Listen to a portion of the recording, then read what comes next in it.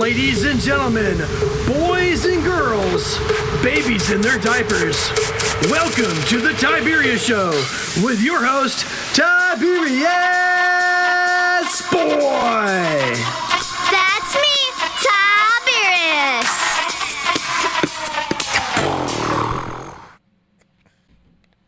Today, we're going to talk about some very awesome stuff. We have a YouTube simulator game to talk about, a book about the children in a blizzard, and we have a totally awesome guest. Today we have the one, the only, the amazing Alex Vonhawk!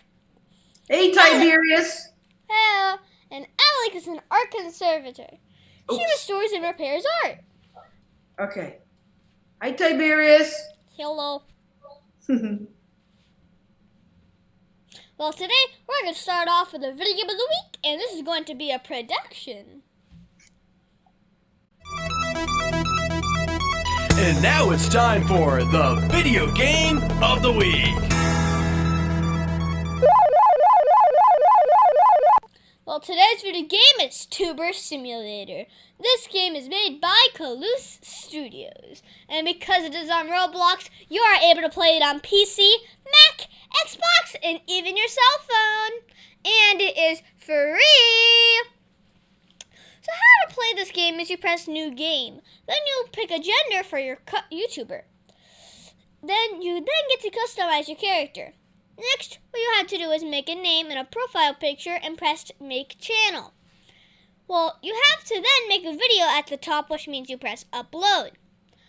Then, when making a video, you need to give it a name. So you give it a name and then you press Go. And then you keep on making videos. Then you wait and it shows you filming, editing, publishing, then establishing your record of who is watching your videos. And then you get a paid amount from advertising. So you can upgrade stuff like your internet and software as well as your creativity. Each video and upgrade requires energy. Also, once you lose all of your energy, you need to go to sleep. But there is a fee to sleep and it costs you more and more each day. And you can only make 3 videos in one day. Is that crazy? Well, I give Tuber Simulator 6 out of 10 stars because you can collect trophies, but it's kind of slow and it's hard to get money because of Greedy Dev Inc. takes money from you to then let you sleep. Or practically breaking in and taking all your money. 3. Now it's time for the book of the week. I Survived the Children's Blizzard 1888. This book is written by Lauren Tarshis, who I'm going to read to the back of the book. In fact, Alex, would you like to do the honors? Sure. The storm came out of nowhere. 11-year-old John Hale has already survived one brutal Dakota winter. And now he's about to experience one of the deadliest blizzards in American history. The storm of 1888 was a monster, a frozen hurricane that slammed into America's Midwest without warning. Without hours, hundreds would be dead. Within hours, hundreds would be dead. Thousands terrified, lost, and freezing. John's inner strength is seriously tested when he finds himself trapped in the blinding snow. The wind is like a giant crushing hammer pounding him over and over again. Will John ever find his way home? Ooh. Well, I don't know, but this is an ad book that's worth 2 whole points. It is made for 4th grade and 3rd month. This is a good book about a disaster that happened over 130 years ago. That's a long time. So there was this kid named John Hale and his sister that likes to play hide and seek. And sometimes he needs to get his dad to help find her. That's a big problem. So they were all at school playing outside. Some of his friends were playing with a rattlesnake. Outside, the kid saw a very dark cloud come far away. Then it starts to hail, and everyone goes inside the school. But John can't find his sister. So he goes inside of the blizzard to look for her. He passes out, and his teacher finds him and saves him. And they are looking for the sister that was hiding under the teacher's desk. Seriously? Well, they decided it was getting too cold in school, so they had to leave using sleighs that they got from their parents. They all went to the local hotel where there was heat, but one sleigh did not make it. It was full of kids.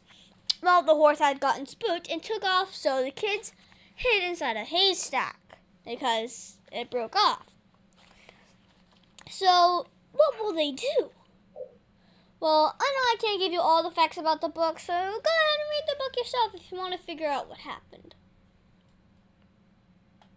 Well, I survived the Children's Blizzard 1888, 7 out of 10 stars, you guys. It was a good story, even though it did not make sense when they had no warning on the back of the book, but they saw the cloud coming. So that didn't make sense. Well, now it's time for the interview of an interesting person. This is going to be so much fun. Today we have the one, the only, the amazing Alex Vonhawk. Alex is an art conservator. She restores and repairs art. So first off, how are you enjoying being on the show? So far, it's been a lot of fun. Okay, so I have to ask. You are listed as being an art conservator that repairs art. Can you explain to our listeners exactly what does an art conservator do? Well, an art conservator is brought pieces of art that are damaged. And it could be an object, which is like a statue, or it could be wood, which is like an Indian totem pole. And it could be a textile, old clothing. It could be a carpet. It could be a whole lot of things. Most people think that we just restore paintings and pieces of paper art, but conservators repair every kind of antiques that you can imagine. Wow. So like tiny little statues. Wow. It's cool. So what got you interested in repairing art? Well, I sort of was born to it. You have to have specific skills in order to even start to do the work that I do. And when I was really young, I always helped like my brothers working on their models, or if something broke in the house, they would give it to us to kind of fix things, that like if a piece of china fell off a table. And so I decided that I would like to go ahead and learn how to do more of that. Okay. So how did you get started? And did you just decide that this is messed up? And then you thought, let's see if I can just fix it? No, actually, you have to go to school for a really long time. Wow. The first 4 years you go to college and you learn about chemistry and you learn about materials. I was actually a pre-med student because I needed all those science and all the math and all the chemistry. It's called organic chemistries. And then after I did that, then I had to start working on my master's with art, history, and more chemistry. And then after I did that, I apprenticed with masters that were already conservators that lived all over the world. So what is the best part about being an art conservator? The best part is working out the problems. Every single thing I work on is completely different than anything else I've ever touched. So in a way, it's like Christmas, opening up a new package. And then after you work out all the problems and put the art back to where it was when it looked pretty new, you hand it over to the museum or the private client, and they're so happy to see the art back again. They never thought that it could be repaired, or the tears could be repaired, or the breaks could be repaired. So they're really overwhelmed with how beautiful this piece looks again. And then I know that they'll take care of it for the next generation. Okay. So when you were a kid, what did you want to do when you grew up? Did you always know that you were going to work in the repairing artwork? No, the first thing I wanted to be was a veterinarian. Okay. But that's sort of like repairing animals, isn't it? Yes. So instead of animals, you chose artwork? Yeah, I decided that I was going to be working in an area that there were not very many people in, and that it was just fascinating. Every time I sat down to a table with a new piece of broken art, it was just wonderful to try to work out all the problems and put it back together again. So I decided that's what I wanted to do for my profession. Okay. So can you fix paper? Yes, I can. How? Well, actually, you see papers that have bad stains on them. Yeah. There's a lot of different ways to take those stains out, but I do them all, but the best one that I like is the one that Japanese masters taught me. And that's actually washing it in water, underwater. And the paper does not fall apart. I've done newspapers that you have to lay them in the water a special way, but you can watch all the stains lift out of them. And when they get done, all the stains are gone. Can you do tiny papers, but if it's ripped, can you refix it? Yeah. You repair tears in paper by reweaving the fibers that are in the paper itself. So you have to use microscopes, and you have to use a lot of implements that enlarge where you're working. And when you get it done right, you do not see any tear ever, ever, ever again. Okay. Perfect. So what is the coolest part about being an art conservator? I think the coolest part is the next piece of art that I get, because it's a new game. And you get to sit down and work it out. So it's all fun and games all over again. Okay. So it says in your bio that you work on stuff that are hundreds of years old and are different items from paintings to statues. But what types of art is it more fun to work on? Well, I'll have to say the next one that comes down the road, because you never know what it's going to be, and that's what's so exciting about my job. And they're all just about as hard as the next one. So it's not like you're looking for something that's easy, because you're not going to find it. Definitely. So which kind of tasks does an art conservator need to do on a daily basis?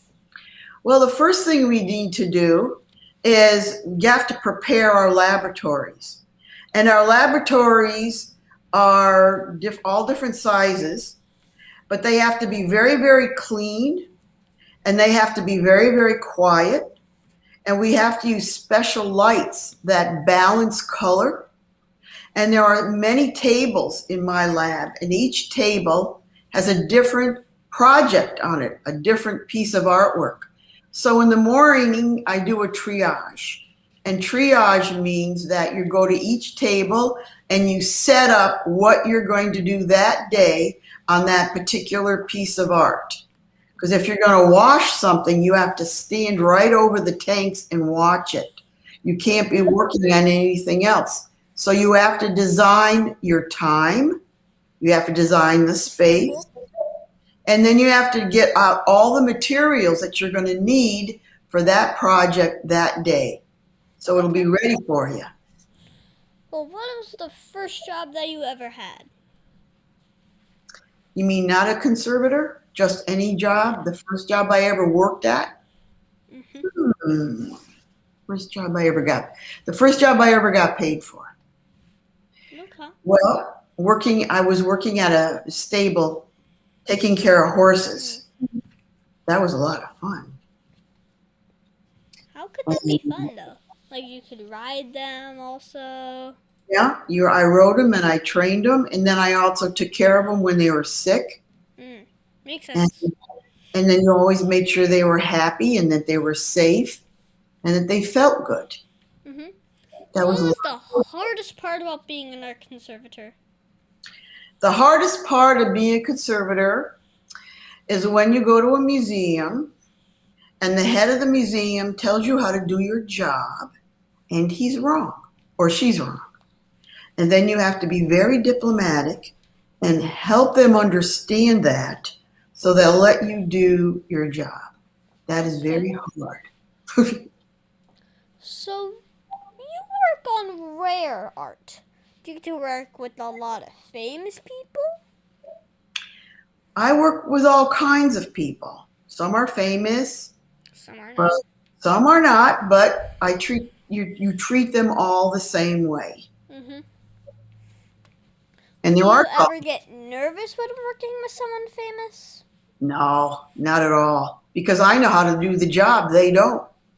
True. Well, are you ever worried or nervous that you might mess up on their artwork? No, I'm never worried or nervous because I had very good teachers. And I learned how to do absolutely everything that I need to do now to complete a project. So even if I have to do some testing first on some other area, now you don't work on the art directly, you do tests first. It's called mock-ups. And once you do your mock-ups and then you find the way to make that work, then you know when you work on your art that it's going to be fine because you've already worked out all the problems that might happen on your mock-ups. Okay. Well, what's the most rewarding part about being an art conservator? The most rewarding part of being an art conservator is knowing that you're saving art for the next generation. Okay. Because artwork is our history. It tells people who we are and who we were. And if we didn't have art, no one would know what mummies looked like or Egyptian art or even, Neanderthal and cavemen. They drew inside their houses, which were caves. And if we didn't save those images that they put inside their caves, we wouldn't know anything about them. They made instruments, they made toys for their children, they drew beautiful pictures on the insides of where they lived. And where would we be if we didn't have their art? We wouldn't know who they were. Actually true. But how long does it take to fix the art? Well, minor problems might only take me 5-6 hours.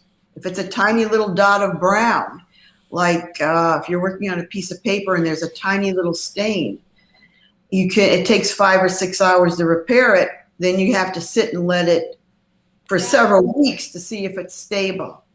But the ones that take a long time can take up to years for me to finish. And I work on them every single day. Wow. Well, have you received a lot of rewards for the work that you do? No, I received no awards for what I do. Hardly anybody knows. Nobody knows the conservators that worked on the art. We stay in the background and we let the art speak and we let the museum speak or the client speak. No one ever knows who does the repairs on the artwork. We don't sign our names. Wow. For us, it's just enough that we save the work for the next generation. Mm-hmm. So what is the craziest thing that has happened while you were doing your passion? While I was doing the craziest, I know, that's easy. I was washing a great big map and it had so many stains on it that one of the things that I do is I use sunlight to help me clean the paper. Wow. So I had the paper outside, and I have a very large ranch. It's over 20 acres, and it's in the Ocala National Forest. Wow. So I went out to check my paper that was in a big, big tray in my field where the sunlight would hit it. And there was a bear drinking out of the tray. He was drinking the water out of the tray. He didn't hurt the art. He just needed a drink of water. And then he walked on. Well, who helped motivate or inspire you the most in following your dreams? Well, that would be the conservators that trained me, because they didn't train a lot of people. They only took the people that they thought had integrity and the skills and the passion to use their knowledge to do another generation's worth of work and carry on their tradition. So that made me very, very privileged when they did that. They picked me to carry on for them. Okay. So what advice would you give my listeners if they wanted to grow up and be an art conservator? Well, it's very, very hard work. You have to do it every single day. You have to be very, very healthy. You have to be like training like an athlete, because you have to be strong enough to pick up paintings that are very heavy or objects that are even glass that you have to make sure you don't drop. You can't drink. You can't smoke. You can't eat even junk food so that you can be as healthy as you possibly can. And you'll never get rich. So you do pay your bills, but you lead a very quiet life. You lead a life that you can't talk about to anybody, because you have to keep your art safe. You have to keep your clients safe. So you can't go to a party and tell people what you did that day. You have to just let them talk about what they did that day. Okay. Well, what was the hardest project that you have worked on? Well, let me see. It's like practically every single one that I've ever done. Wow. The hardest ones that I had were the ones that I had to work on from Katrina. Remember that huge, huge hurricane and flood that was in Hurricane Katrina. Katrina. And banged. all the flooding that they had, and it kept getting worse and worse as time went on. And there were all kinds of terrible contaminants that were in the water. And actually the graveyards flooded and bodies were floating around in the water, Tiberius. Oh my gosh, it was horrible. And that art was actually, we took art in that was actually floating in all that debris, if you can imagine. Dead people. It was terrible, terrible stuff. And the art got to us that was full of molds and had to be decontaminated before I could even get to it.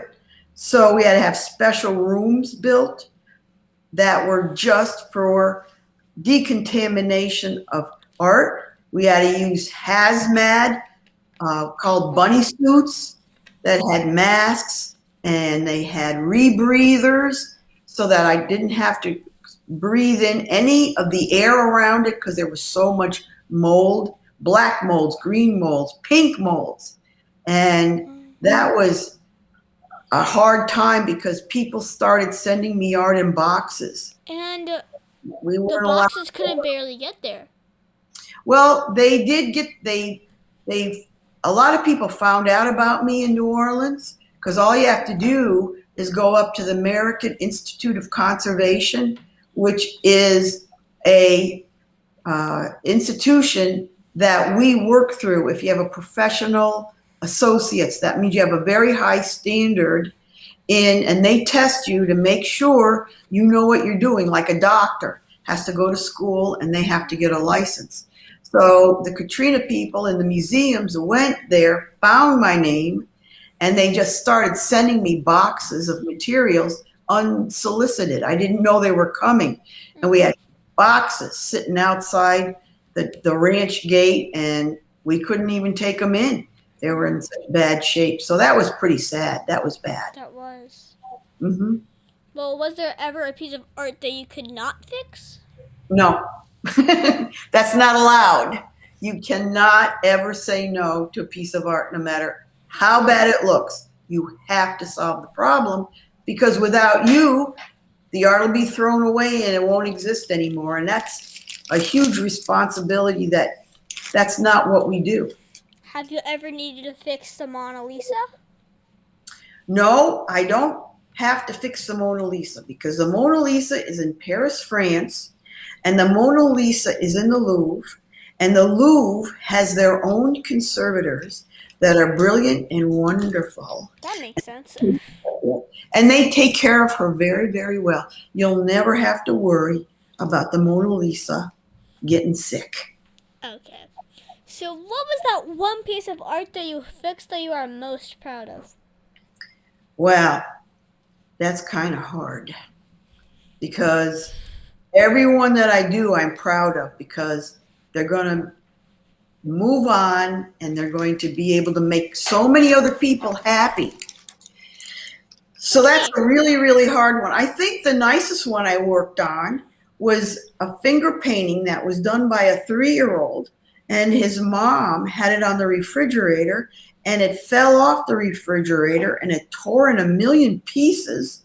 And a little 3-year-old girl was crying and crying and crying because she loved it so much. It was a picture of her little dog, and she loved her little dog. And when her mother brought it to me, she thought, I know you're not going to be able to fix this because you work on big fancy stuff. I says, no, I work on artwork, and this is a beautiful piece of artwork. Let me have it. So they gave me all the little pieces. They were in a bag, and the pieces were all put back together again. They were laid down on a sheet of beautiful handmade Japanese paper. That was like a puzzle. It was like a puzzle. A 1,000,000-piece puzzle. A million. I did it with tweezers, and then I wove together the paper so you couldn't see any of the tears or breaks at all. And when they got the picture back, the mom was crying, and the little girl was so happy because then she had her picture back of her little dog.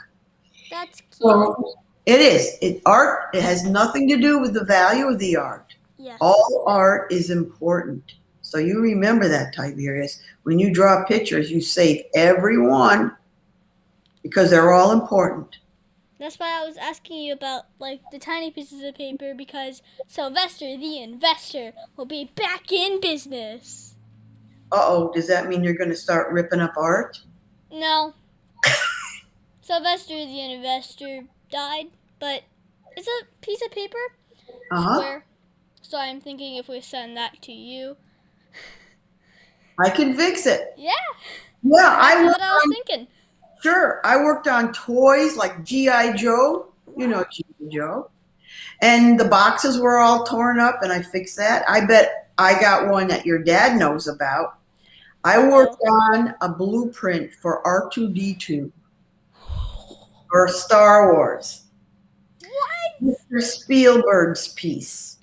Oh, wow. It was never used because there was supposed to be a 3-foot 2-inch little person inside of it. Little person? How? Yeah. Well, he was supposed to fit right inside of R2-D2, but they found out that it would be kind of too tight even for a little person and probably not very comfortable. So they changed the blueprints so that it had electronics inside of it instead. So there's no little person inside of R2-D2. Like, why couldn't you just make it like a little bit bigger? So Yeah. Sure, they could do that, but that's not my job. My job is to fix and repair the blueprint that was sent to me. And that's what I do. Mm-hmm. Well, what was the biggest mistake you ever made, and how did it change you as a person? I don't make mistakes on artwork. You mean in life? Yeah. Okay. Biggest mistake I made in my life. Ooh. I know it's hard. It's very hard because I don't think about the big mistakes I made in my life. I mean, makes sense. None of Well, us do. probably I did want to go to school even longer.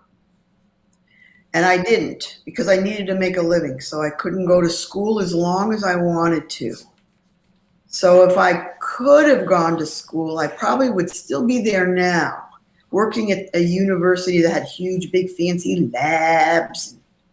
Yeah, I don't know. X-ray machines, and Oh, medical. cool stuff. No, we X-ray paintings. Oh. Okay. That makes sense. Yeah, the Okay. people behind the paint. Okay, so what is your favorite book to read? My favorite book to read is To Kill a Mockingbird. And I bet your dad knows that one. Everybody knows the book, To Kill a Mockingbird. And when I was little, when I was younger, I read all the Nancy Drew books because they were mysteries. And before I read Nancy Drew, I read Dr. Seuss. Ah. Okay. Now can you tell me that one story? Remember, this is a kid's show, but that one story, well, that you're not supposed to tell me about. Come on, you can tell me. Well, the one story that I don't really talk about is that on my horse ranch, I have horses that dance. How does that work? I have been trained to ride horses that dance. And I have a trainer that comes and he knows how to train horses and it's called dressage. And if you look up dressage, you'll see horses that dance. Okay. And that's what I'm learning to do, 16th century dressage. Well, is there anything else you think my listeners should know about you? Well, I really don't talk a lot about myself, so I think pretty much you did a good job just with what we've got here, Tiberius. Okay. Well, do you have a website or Facebook for my listeners that want to follow you? No, that's one thing that conservators do. The one thing that we do the best is hiding. Because what we do and who we work with and the materials, the paintings are so important or valuable that I have to make sure people can't find me unless they really want to. And I have to make sure I keep my clients safe and I keep the art safe.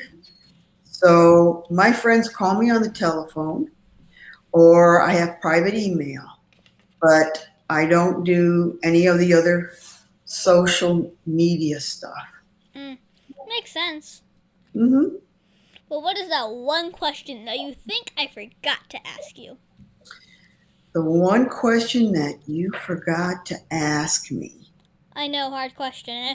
That's a very hard question because you asked me a lot of very good questions. I have. The one that you didn't ask me is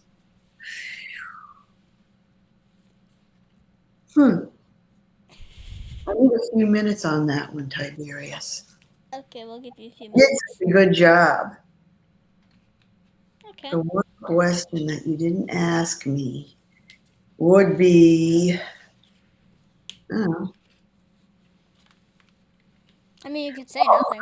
I know what it would be. The one question that you didn't ask me is, would you like to be a conservator when you grow up? That doesn't make sense. No? You wouldn't ask me that question? Would you like to be? You wouldn't say, Alex, could I be a conservator? Well, could I be a conservator? Yes, you could. I mean, I don't really like the sound of no junk food. Because I'm a candy little boy because I just got my braces off. I hear that you like Mountain Dew, so. I do. See, I can't drink that. I can't drink Coke. I can't drink sodas because it makes me too jittery. And then. So I work, yeah. I've got surgical blades in my hand. so I can't shake when I work. Okay. So Tiberius, you want to be a conservator? I don't know. I know, it's awful hard.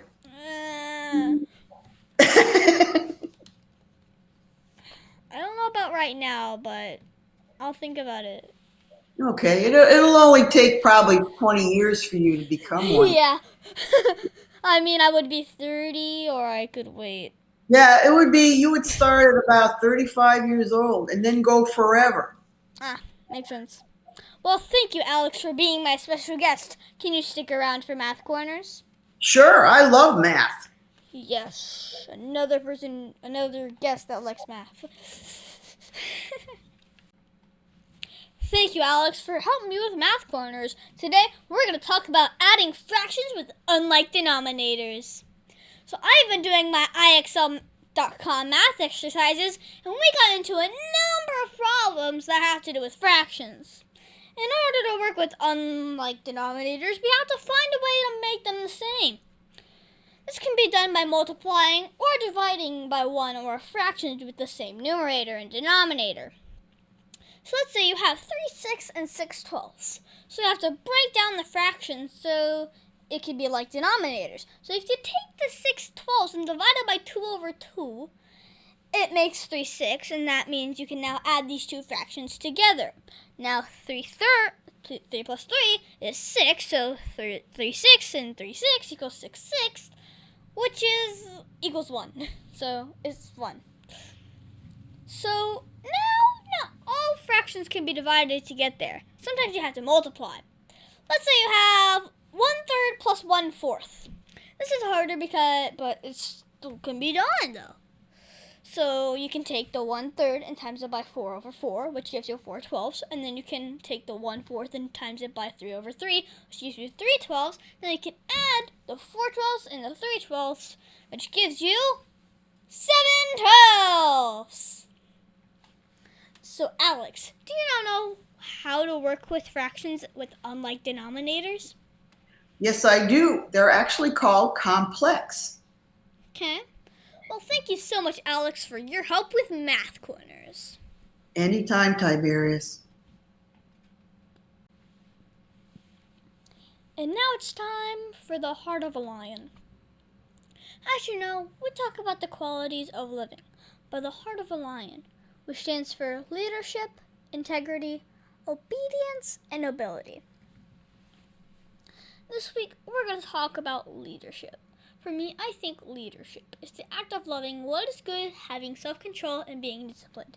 The qualities of leadership are providing guidance and direction, organization, and being a positive influence on others. I received a Lion Strong Award at school this week because I was using leadership when the teacher was away. I was setting an example and encouraging students to stay focused and get their work done. We got the work done and then chatted quietly. Mrs. DeLolo gave me the Leadership Award, and my mom and dad was very proud of me. So Alex, did you see or use leadership at all this week? Yes, I actually did. When you do a job like I do as a conservator, leadership is very important because the people that you're working with don't know what your job is, and you have to lead them gently through the process of saving their art. They have to trust you. They have to know you have integrity because they're giving you something very precious to take care of and to fix. Okay, and we should always try and be lion strong in everything we do. Absolutely.